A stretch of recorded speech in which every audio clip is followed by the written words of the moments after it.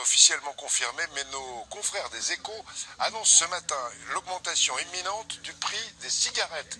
1 € dès le début 2018, les prix continueront à augmenter pour atteindre ce que souhaite le gouvernement, une dizaine d'euros par paquet en 2020. Nouveau plan anti-tabac sera-t-il de nature à décourager les fumeurs plus que les autres?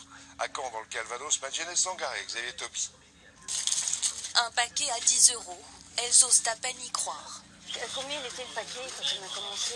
Il est à 7, oui, il était dans les 5 € à peu près.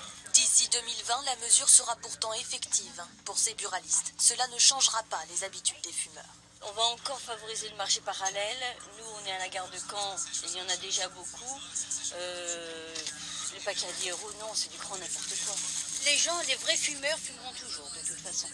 L'augmentation sera progressive. 1 € supplémentaire par paquet dans un premier temps, puis 50 centimes par semestre. Cet étudiant, lui, y voit l'occasion d'arrêter. Bonne journée, au revoir. Ça va nous encourager à diminuer, voire totalement arrêter.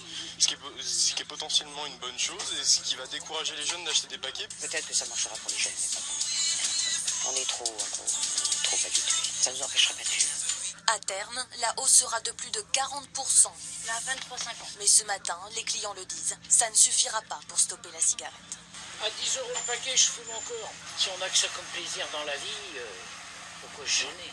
Un prix à 2 chiffres, cela fait tout de même réfléchir. Les gens qui ont des sous, il n'y a pas de souci, ils pourront s'acheter des cartouches. Voilà. Que nous qui travaillons, qui avons des petits salaires, c'est plus difficile de plus en plus difficile de s'acheter du tabac, tout simplement. 10 €, ça rien cher. Je préfère les mettre dans l'alimentation, c'est mieux. Les paquets pourraient augmenter d'1 € dès l'année prochaine. Le calendrier n'est pas encore officiel. Il sera confirmé en cette fin de semaine par le ministère de la Santé.